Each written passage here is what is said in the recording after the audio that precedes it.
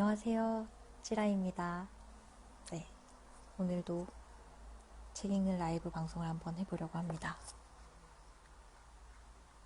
제가 어떻게 하면 확인이 될 수 있을까요? 네, 지금 라이브 되고 있네요. 시작하기 전에 아직 공지하지 않은 사실 한 가지 알려드리면 저희 아이폰 앱이 런칭되었습니다. 그래서 아이폰을 가지신 분들은 드디어 원센텐스를 아이폰에서도 만날 수 있습니다. 그래서 앱스토어에서 원센텐스를 검색해 주세요. 네. 오늘 읽어드릴 책은 초록여우 이야기입니다. 네. 어른들을 위한 그림 동화책이고요. 허성아 작가님이 쓰셨고 정승혜 님이 그림을 그려주셨습니다. 내용은 미운 우리 새끼의 여우편 정도가 될 것 같아요. 그래서 제가 조금 읽어봤는데 마치 먹방인 것처럼 굉장히 먹는 얘기가 많이 나오고요. 그림이 굉장히 화려해서 굉장히 예쁩니다. 그래서 마치 컬러링을 해야 될 것 같지만 저는 그런 컬러링 같은 것들을 안 좋아하기 때문에 굉장히 예쁜 그림을 가진 초록여우 이야기를 오늘 읽어드리겠습니다. 김성우 대표님이 사파의 애니메이션 작업에 참여하셨다고 해서 추천해 주셨습니다. 네, 떨리네요. 읽어보도록 하겠습니다. 초록여우 이야기, 글 허성아, 그림 정승혜. 이미 세상은 하얀데 또 하얀 눈이 내립니다.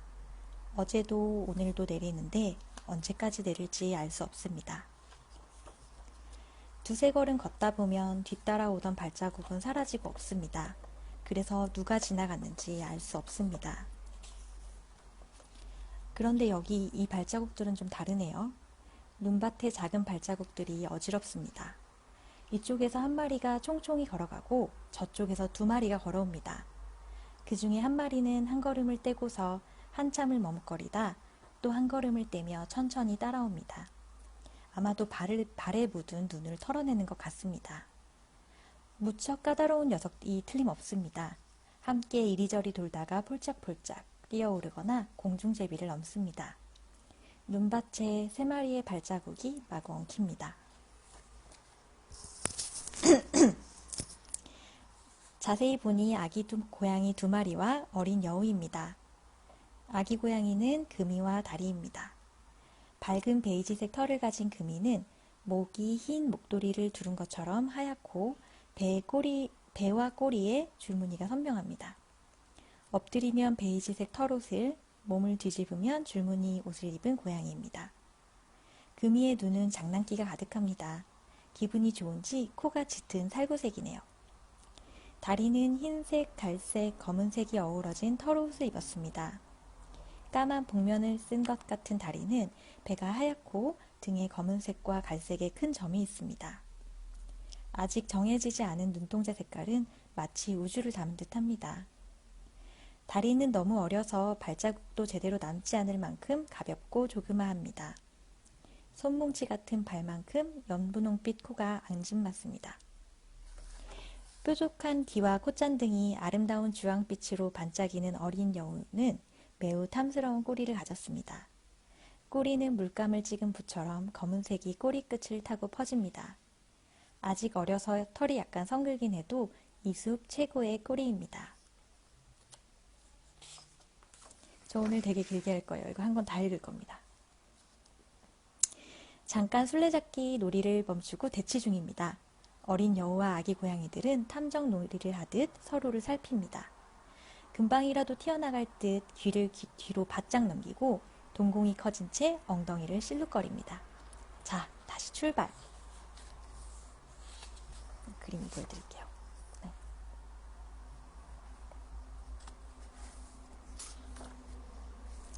아기 고양이들과 여우는 축구에도 일가견이 있습니다. 뭐든지 공이 될 수 있죠. 돌멩이, 솔방울, 도토리, 때로는 공벌레까지 이리저리 굴립니다. 한 번은 가시가 돋친 밤송이에 혼쭐 난 적이 있어서 그것만은 피하고 있습니다. 동작이 빠른 금이는 공을 차놓고 잽싸게 쫓아가서 날아오는 공을 막습니다.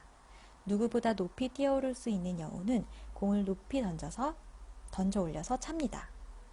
아직 어린 다리는 여우와 곰이가 공놀이를 하는 것을 지켜보다가 아무도 공을 차지 않을 때나 간신히 앞발로 공을 툭 쳐봅니다. 언젠가는 다리가 먼저 공을 차는 날이 오겠지요.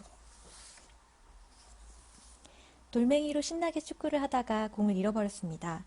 아까 내가 공을 높이 던져 올려서 저기 좀 떨어졌는데 아무리 봐도 없네. 어디로 갔을까? 여우는 고개를 갸우뚱거립니다. 그런데 금이의 행동이 수상합니다.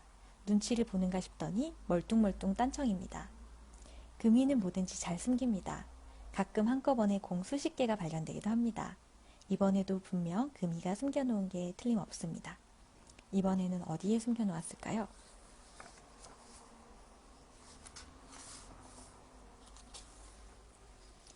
입김이 호호 나던 길었던 겨울이었는데 어느샌가 따뜻한 기운이 느껴집니다. 겨울 동안 진주빛이 도는 빛나는 하얀 몸통과 앙상한 검은 가지를 드러낸 채 추위에 떨던 자작나무 숲에 변화가 생겼습니다. 검은 가지 위로 연두색 새잎이 나기 시작했습니다. 온통 흰눈으로 덮였던 들판에 눈이 사라지니 조금씩 길이 보이고 들이 보이고 두더지가 땅을 판 자리가 보이더니 이내 새싹이 돋고 꽃망울이 터집니다. 지난 늦가을에 버려진 가마니에서 쏟아져 나왔던 보리는 가만히 싹을 틔우더니 어느덧 금이의 무릎을 넘었습니다. 금이가 보리잎을 우걱우걱 뜯어먹습니다. 다리는 먹는 것보다 보리잎으로 장난치는 게 더 재미있나 봅니다. 앞발로 눌렀다가 떼면 다시 일어나는 보리잎이 신기한지 계속 밟습니다. 보리잎은 고양이가 몸단장을 위해 자기 털을 핥을 때 몸으로 들어간 털을 잘 나오게 도와줍니다. 금이가 그걸 아는 건지 맛있어서 먹는 건지는 알 수 없습니다만. 어라? 어린 여우에게도 변화가 생겼습니다. 여우의 정수리는 아름다운 주황색인데 지금은 새싹과 같은 연두색으로 물들었고 탐스러운 꼬리털 사이로 새싹이 돋기 시작했습니다. 여우의 머리는 들판이 아닌데요. 여우의 꼬리는 자작나무가 아닌데요. 이게 무슨 일인가요? 네, 여러분, 여기서 바로 이 여우의 징조가 시작됩니다. 이렇게 여우의 머리가 초록색으로 바뀌고 꼬리에 초록색 풀이 나기 시작했습니다. 다른 여우들은 연두색 머리가 아니야. 다른 여우들의 꼬리에는 잎이 나지 않았어. 지난밤에 나에게 무슨 일이 일어난 거지? 누가 내 꼬리를 가져갔나? 저 아이들은 나를 이상하게 생각할 거야. 내가 여우가 아니라고 수군거릴 거야. 나는 왜 저들과 다르지? 뭐가 잘못된 거지? 여우는 남과 달라 어쩔 줄 모릅니다. 나는 왜? 하지만 아기 고양이 금이와 다리는 대수롭지 않게 여깁니다. 나는 배와 꼬리에 줄무늬가 있는걸? 나는 줄무늬는 없지만 등에 큰 점이 있는걸? 그렇다고 내가 고양이가 아닌 건 아니지. 여우는 고개를 내젓습니다. 아니야. 잎은 나무에 나는 거야. 노란 꽃은 들에 핀 민들레에 피는 거야. 분홍 꽃은 저 나무와 저 들판에 피는 거야. 들판이 초록으로 물드는 거야. 저 산이 초록으로 물드는 거야. 여우의 꼬리는 주황색이어야 해. 여우의 머리는 주황색이어야 해. 연두색이 아니라고. 누군가 내 꼬리를 바꿔치기 한 것 같아. 내 꼬리를 도둑맞은 것이 틀림없어. 내 꼬리를 찾으러 갈 거야. 여우는 꼬리를 찾아 길을 나섭니다. 길을 나서고 있습니다, 여러분. 마을을 떠난 지 며칠이 지났습니다. 여우가 지치고 배고파 걸을 수 있는 힘을 다할 무렵 저 너머에서 첨벙첨벙 물소리가 들립니다. 누군가의 목소리도요. 여우 마을에서 봤던 곰보다 2배는 더 우람한 곰 아저씨입니다. 배는 큰 포물선을 그리듯 볼록하고 팔과 다리는 나무 둥치만큼 굵고 두꺼운 발톱이 돋아난 발은 크고 선명한 발자국을 남기기에 충분해 보입니다. 곰 아저씨가 물속에서 연어를 잡으려고 허우적거릴 때마다 물이 사방으로 튑니다. 허둥지둥 하면서 연어를 잡아채 보지만 연어가 곰 아저씨보다 항상 한 발 앞서네요. 곰 아저씨가 철퍼덕거릴 때마다 강바닥의 돌들도 함께 들썩입니다. 강 주변의 땅과 풀은 비를 맞은 것처럼 흠뻑 젖습니다. 마침내 연어들도 지칩니다. 하지만 곰 아저씨는 아직도 힘이 넘쳐납니다. 이제 연어를 잡을 수 있을까요?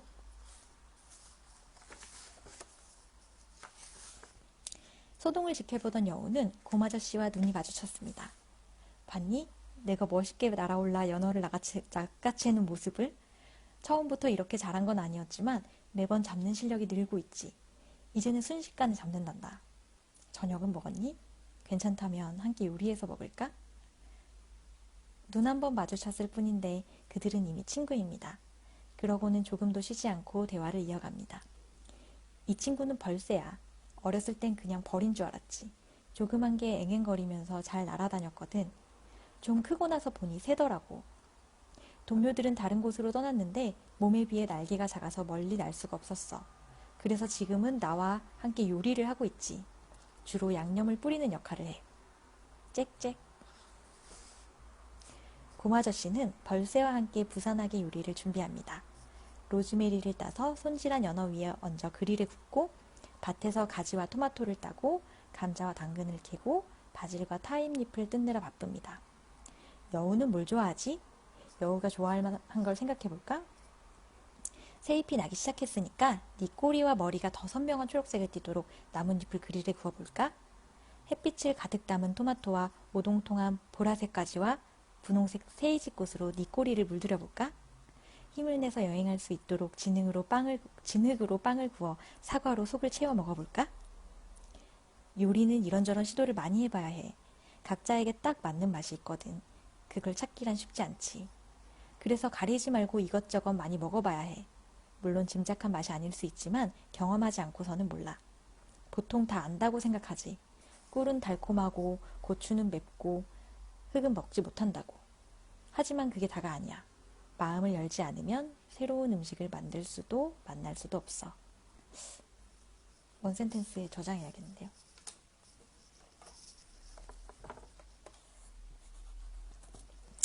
무엇보다 중요한 건 그 음식을 좋은 친구들과 함께 할 때 기쁨이 배가 되고 맛없는 것도 맛있어지는 마법을 맛볼 수 있지.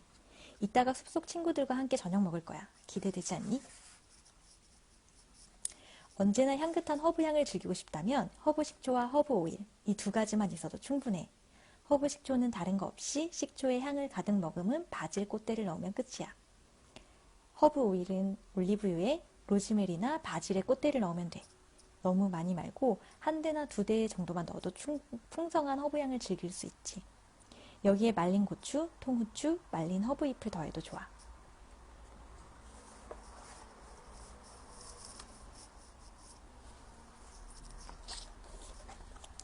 이제 샐러드와 파스타를 만들 텐데 드라이 토마토와 바질 페스토가 있다면 아무 걱정 없어. 드라이 토마토를 만들려면 먼저 방울토마토를 반으로 썰어. 여기에 후추와 소금을 뿌려서 햇빛에 잘 말린 뒤 병에다 모두 넣고 올리브유를 가득 채워. 여기에 바질가루나 파슬리가루, 월계수 잎을 넣으면 끝이지. 바질 파스토는 일단 바질 잎을 따다가 잣과 함께 갈아. 잣을 망치로 부수려고 하면 안 돼. 내가 한번 해봤는데 잣이 자꾸 도망다녀서 제대로 가루로 만들 수가 없었어. 돌멩이 그릇에 넣고 돌로 갈아주는 게 좋아. 이때 올리브유, 마늘, 소금, 후춧가루를 바질과 함께 넣고 갈면 더 좋지. 이렇게 만든 바질 페스토를 올리브유와 파메산 치즈와 함께 병에 넣으면 돼. 세상에 수만 가지 샐러드 중 최고는 내가 맛있게 먹는 거야. 변 대표님이 이걸 전자책으로 만들어주시면 정말 좋을 것 같습니다. 나는 오이를 넓고 얇게 썰어서 소금과 후추를 살짝 뿌리고 통겨자를 크게 한 숟가락을 넣고 올리브유를 쪼르륵 부어. 여기에 사과 두 알을 곱게 갈아서 버무려주면 오이의 시원한 아삭함과 사과의 새콤달콤함이 어우러져서 기가 막힌 샐러드가 되지. 샐러드엔 어떤 허브를 넣어도 좋아. 허브는 모두 잘 어울리거든. 이번에는 세이지를 넣을까? 이제 따뜻한 샐러드를 만들어보자. 호박, 가지, 감자, 당근, 토마토 등 먹고 싶은 채소를 모두 썰어서 그릴에 구워. 재미있는 그릴 자국이 생기도록 구우면 더 맛있어 보이지. 여기에 소금, 설탕, 후추를 조금 뿌려주고 통겨자는 한 숟가락을 넣어. 그리고 올리브유를 쭈르륵 붓고 레몬 하나를 통째로 즙을 내서 뿌려. 이제 치즈를 갈아 뿌려주면 완성이야. 그리고 타임 몇 줄기를 잘라서 얹어주면 완벽해. 피자는 도우가 중요해. 밀가루 반죽을 주물럭대다가 손으로 동그랗게 굴려 공으로 만든 뒤에 밀가루를 솔솔 뿌려가면서 엄지손가락으로 밀면서 돌리면 얇고 커다란 도우가 만들어져. 도우 위에 토마토 페이스트나 아까 만든 드라이 토마토를 얹어줘.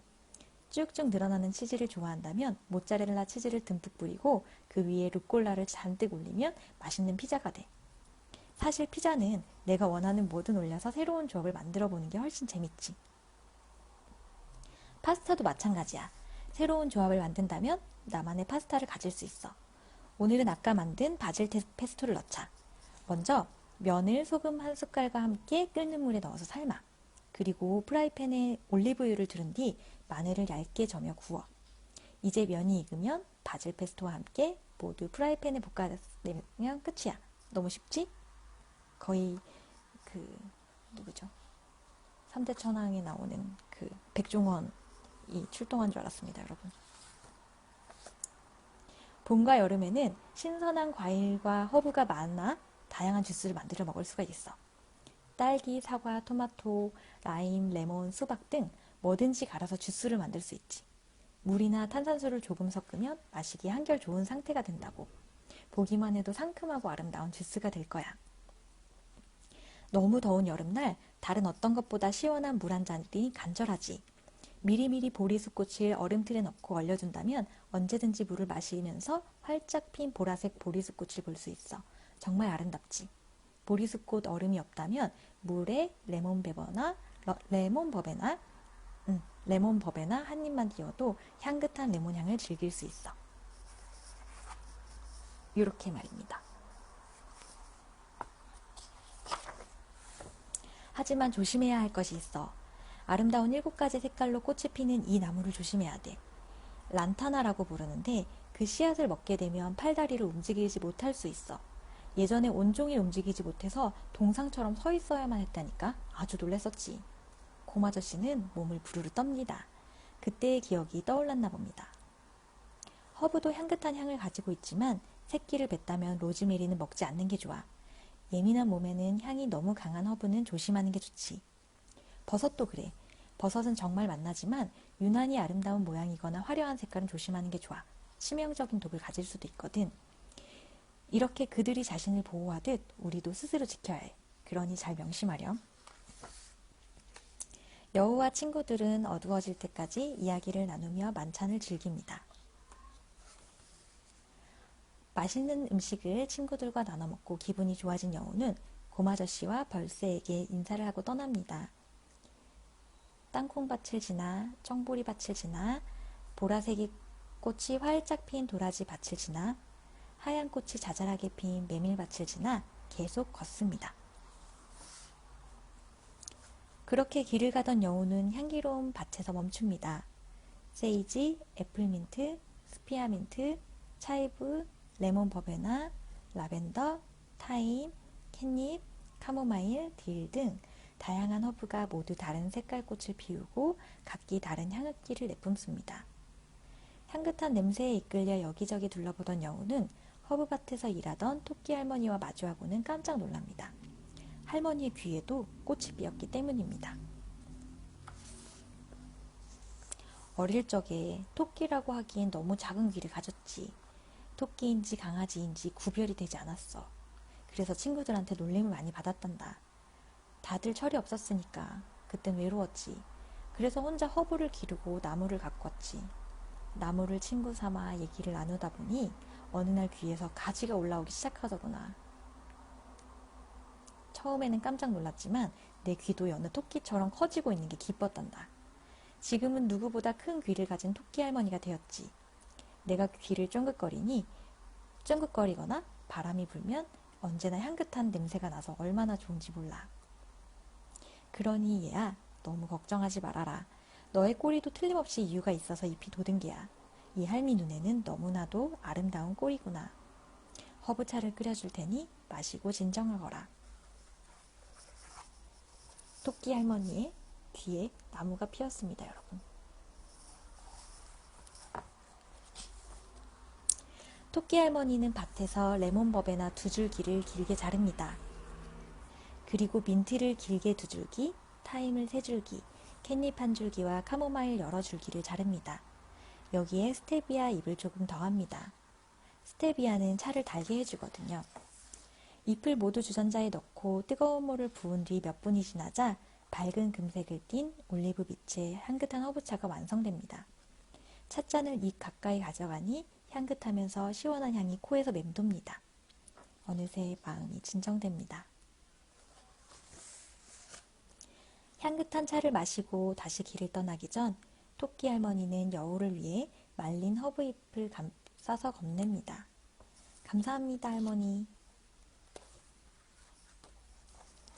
여우는 숲으로 깊이 들어갑니다. 어두운 숲을 헤치며 들어가니 나무가 온통 이끼로 덮여 나무 몸통과 잎이 모두 초록색인 깊은 숲에 이릅니다. 아이비가 나무를 타고 올라가 어디까지가 몸통이고 잎인지 구분이 어렵습니다. 방울방울 맺힌 이슬이 후두둑 떨어지는 소리와 구름이 지나는 소리만 들립니다. 햇빛은 나무 사이로 떨어져 선명한 광선을 그리고 있지만 몇 줄기 되지 않습니다. 더 걸어 들어가니 갈대가 우거진 습지가 보입니다. 갈대가 바람에 몸을 떨자 수면 위에 동그란 물결이입니다. 여우는 습지의 가장자리에 놓인 작은 배에 올라타 노를 젓습니다. 길고 긴 습지를 거슬러 올라가 작은 호수에 닿습니다. 호숫가에서 자란 아주 큰 버드나무가 바람에 흔들리며 아름다운 소리를 냅니다. 갈대와 연꽃, 불의옥잠, 창포, 개구리밥 등 다양한 식물이 물을 맑게 합니다. 또한 호수 언저리를 단단하게 만들며 호수를 든든하게 지킵니다. 호수에게 모두 고마운 친구들입니다. 호수는 마치 거울과 같았습니다. 위가 아래이고 아래가 위인 세상입니다.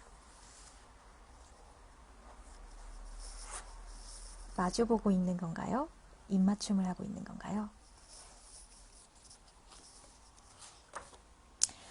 사슴이 물을 마시고 있나 봅니다.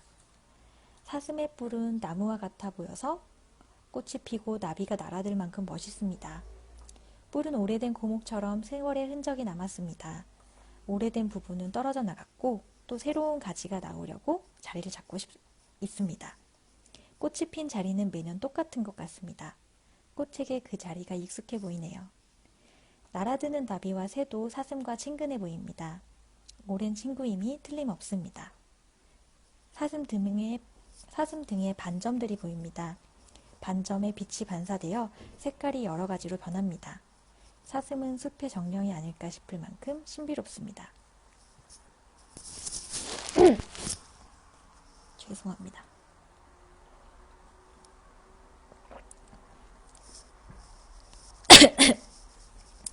사슴은 고개를 들어 나무를 올려보기도 하고 물에 비친 나무를 내려다보기도 합니다.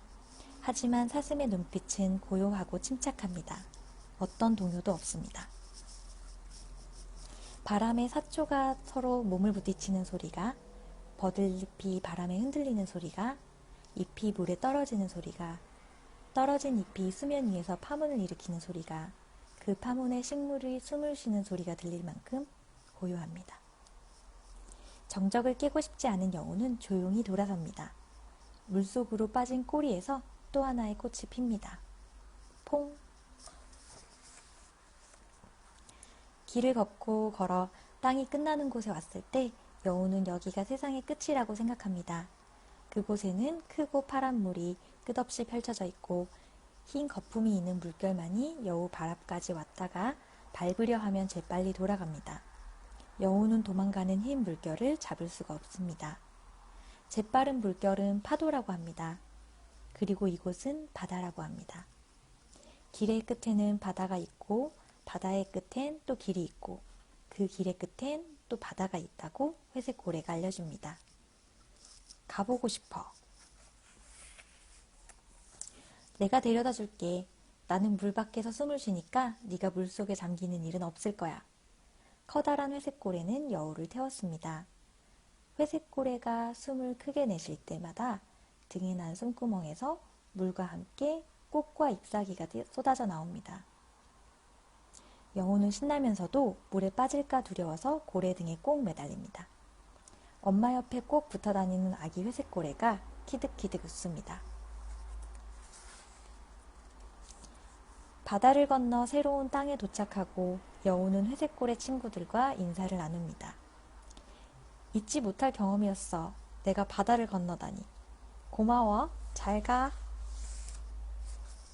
제가 구연동화를 하고 있는 것 같습니다.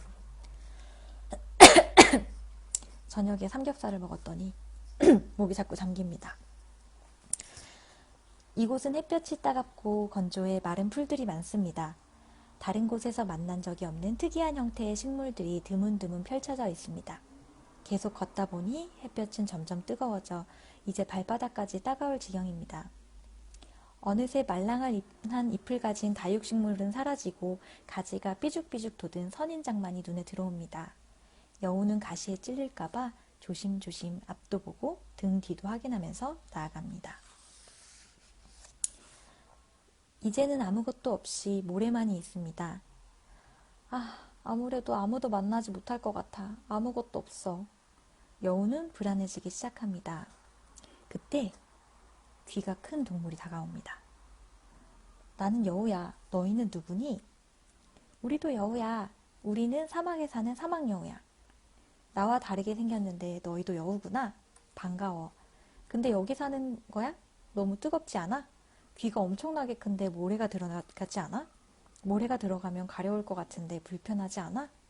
질문이 많은 여우입니다. 우리는 아주 작은 소리를 들을 수 있어야 멀리서 다가오는 모래폭풍을 미리 피할 수 있어. 모래바람이 날아가면 안 되니까 모래폭풍이 닥치기 전에 잽싸게 숨어야 해. 다행히 귀가 크고 얇아서 매우 잘 들을 수 있지. 게다가 뜨거워진 몸을 빨리 식혀줘. 그래서 우리는 사막에서도 잘 살 수 있어. 이 귀가 없으면 살 수 없어. 정말 멋진 귀로구나.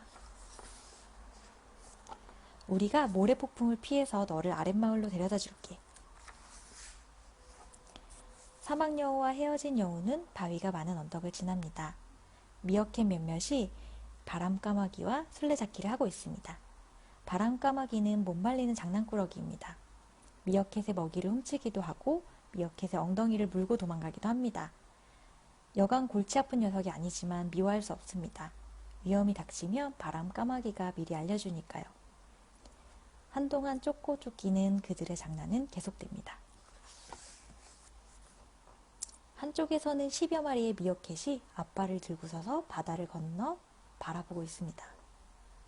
뭘 보고 있는 거야? 작년에 바다 건너로 날아갔던 친구를 기다리고 있어. 곧 올 때가 됐거든. 무사히 돌아와야 할 텐데 걱정이야. 여우는 문득 고양이 금이와 다리가 생각났습니다. 금이와 다리도 나를 기다리고 있을 거야. 어서 돌아가야겠다. 마침 기러기 가족이 화살표를 그리며 무리지어 바다로 날아갑니다. 여우는 크게 소리칩니다. 저 바다 건너 마을을 지나가신다면 그 마을로 저를 데려가 주세요. 제일 앞에서 가족을 이끄는 아빠 기러기가 여우를 태웁니다. 이번에도 여우는 기러기 목을 꽉 끌어안습니다. 아직은 높은 곳이 무서운 여우가 그만 진보다리를 떨어뜨립니다. 다행히 막내 기러기가 공중에서 멋지게 봤습니다. 다행이다. 여름은 무르익어 열매가 맺기 시작했고 키가 큰 옥수수밭에는 옥수수 알갱이가 터질 만큼 꽉 찼습니다. 옥수수밭 너머에서 누군가 동네로 들어오네요. 여우입니다. 마을로 돌아온 여우입니다. 이제 여우의 꼬리는 풍성한 꽃다발입니다. 자작나무, 느티나무, 개나리, 삼색 버드나무, 은행나무 등의 나뭇가지와 잎사귀들이 가득하고 양귀비꽃, 스위트피꽃, 체리꽃, 종이꽃 등 수없이 많은 꽃들이 이름을 알 수 없는 꽃들과 함께 피어 있습니다. 양귀비꽃의 그림자가 붉은색으로 스위트피꽃의 그림자는 연분홍색으로 들이웁니다. 그림자마저 꽃 색깔이 선명합니다. 꼬리를 흔들 때마다 싱그러운 향기와 기분 좋은 공기가 출렁입니다. 여우의 꼬리입니다.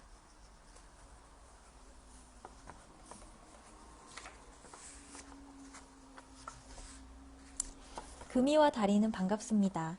셋은 머리를 비비며 인사를 하고 힘껏 뛰어오르며 반가워합니다. 여우는 연신 꼬리를 흔들며 자랑을 합니다. 금이와 다리에게도 변화가 생겼네요. 금이는 등에도 줄무늬가 생겼습니다. 좀 더 길어진 얼굴에 수염은 길고 풍성합니다. 누가 봐도 늠름한 고양이입니다. 앞발과 뒷발의 젤리도 단단해 어디든 갈 수 있습니다. 달리기는 또 얼마나 빠른지 쫓아갈 자가 없을 것 같은데요. 다리의 눈동자는 도토리를 닮은 담갈색이 되었습니다. 햇볕을 받으면 연두빛으로 보이기도 합니다. 코는 여전히 옅은 분홍색이지만 지금은 여우가 반가워 살짝 짙은 분홍색을 띱니다.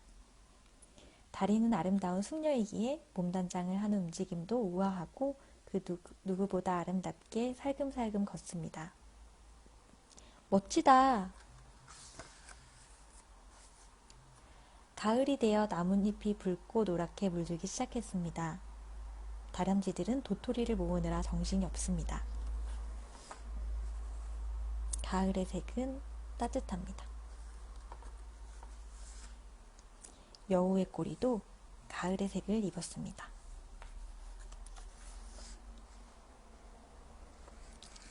이제 가을의 잎은 나무에서 떨어져 차가운 땅의 색으로 변합니다. 자, 겨울이 되면 다시 오렌지색의 털이 풍성한 여우꼬리가 될까요? 아니면 앙상한 나뭇가지가 될까요? 다음의 봄에는 또다시 잎이 돋을까요? 어떤 모습이어도 이제는 상관없습니다. 이미 여우는 자신의 꼬리가 자랑스럽습니다. 어떤 모습이라도 분명 여우꼬리입니다.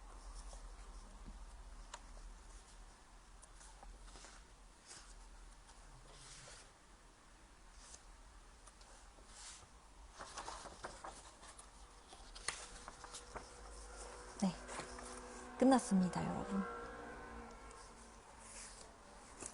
초록여우 이야기 끝.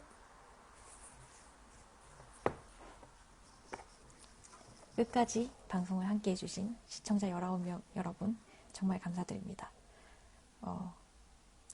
본격 수면 방송일 것 같아서 한 12시에 해보려고 했으나 그땐 제가 화장을 지우는 관계로 조금 일찍 해보았습니다.